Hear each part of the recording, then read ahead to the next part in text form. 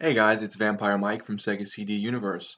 So I just wanted to do a quick video talking about a film series that I've seen before and that I just watched again recently, and that is Sleepaway Camp. So the story of me seeing this film is pretty interesting, I guess, for me at least. My buddy Neil, who is a big horror fan just like me, but he goes to all these conventions and knows about like all the sort of like B horror and underground type stuff. He comes over, and anytime he comes over, he brings a stack of DVDs, and he's like, "Have you seen this? Have you seen this?" And we'll watch something that night.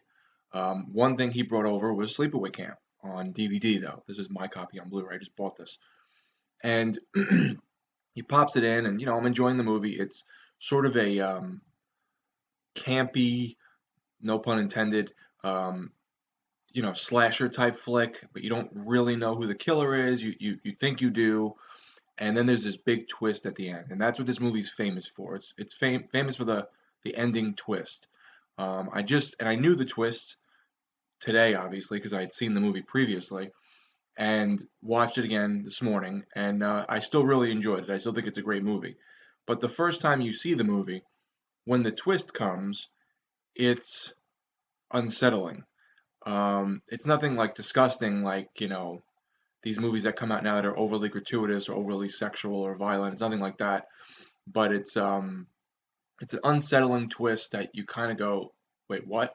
I remember seeing it that first time a couple years back, and I just felt creeped out. I don't know why. It wasn't. I don't think it was so much the imagery as much as it was some of the sound. But it's a great film. I think it's up there for me in terms of like being a classic horror movie. Again, it's not like a slasher. It's almost like a whodunit mixed with a slasher. But I really like Sleepaway Camp. I think it's a great movie. So I went online and I found this guy on Amazon who's selling Blu-rays, pretty decent prices used, but like new. And he was combining shipping and doing all this other stuff, which most people on Amazon don't do. And it came out to a pretty good deal, and I had like a bunch of credit, so I picked up some that I wanted. I also picked up Sleepaway Camp 2 and 3, Unhappy Campers, and Teenage Wasteland. So this is sort of reminiscent to me of like Texas Chainsaw Massacre, where the first film is very serious, or at least it's trying to be. It has some goofiness, but where Texas Chainsaw really doesn't. But it has some goofiness, but it's really sort of trying to be like a serious film, where 2 and 3 go off the rails into like comedic.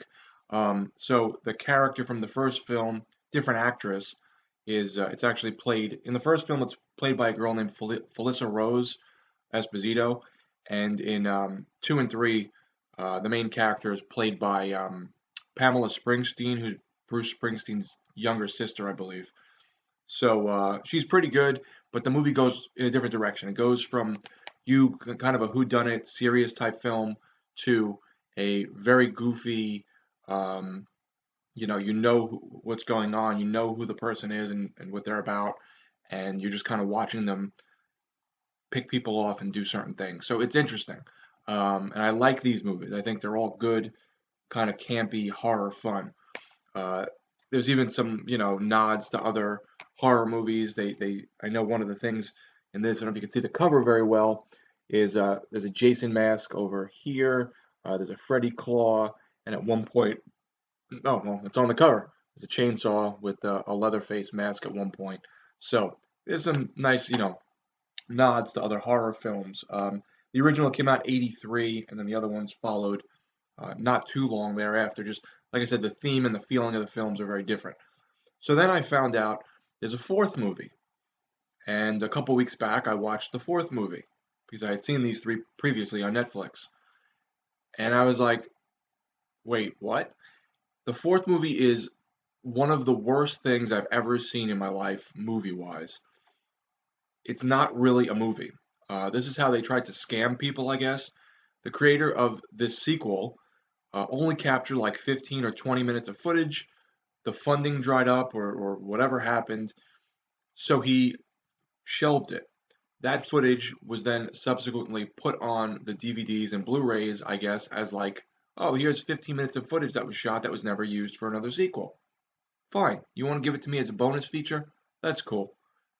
Then what they did was fucking despicable. Whoever it was, they took the 15 minutes, of footage, combined it with flashbacks from the other three films. So where there's this girl like laying on like a dock or at the beach or the pier, and she's like daydreaming, and then 20 minutes of Sleepaway Camp footage or 15 minutes of Sleepaway Camp 2 footage. Like she's daydreaming about things that happened. It's not a movie. It's flashback sequences with 15 minutes of new footage to try and grab your money because it has Sleepaway Camp in the title. So I will never ever purchase that film. I don't care if it's like $1. I will not buy it.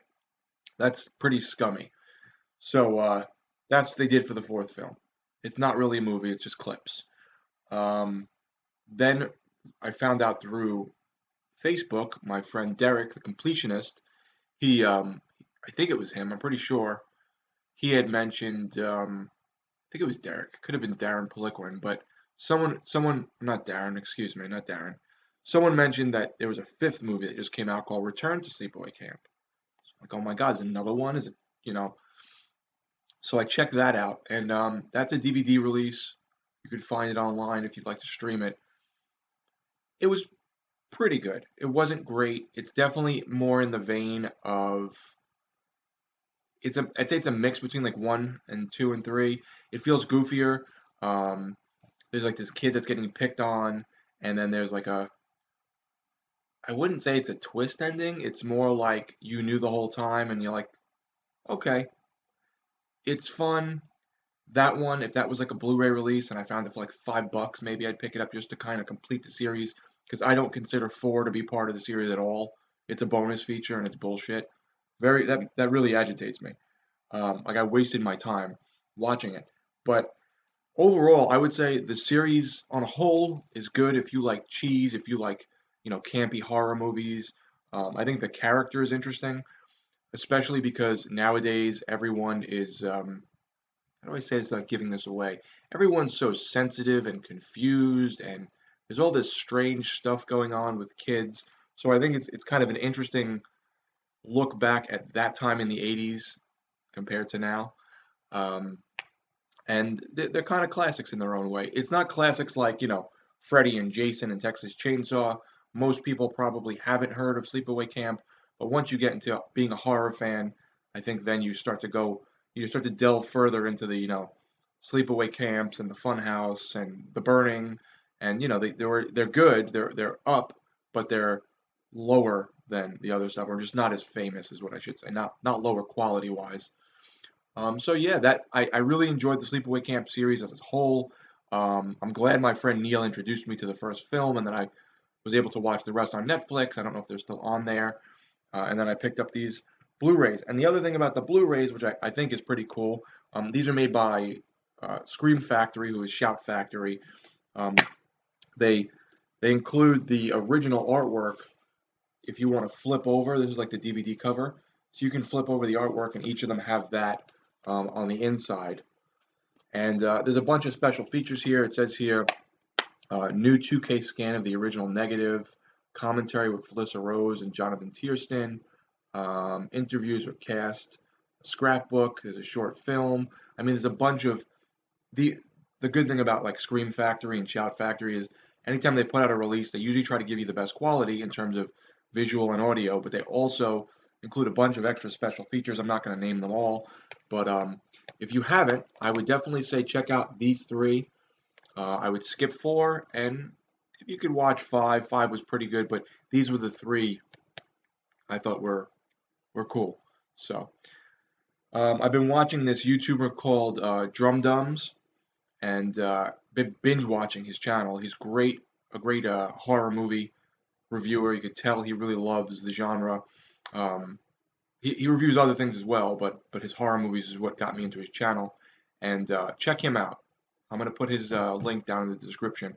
He also has spoken about Sleepaway Camp before. So let me know, guys, if you've seen these, what you thought about the twist. If you haven't seen them, please let me know if you watched the first one, what you think after you watch the film. Thanks, guys, for watching. It's Vampire Mike from Sega CD Universe. Be good.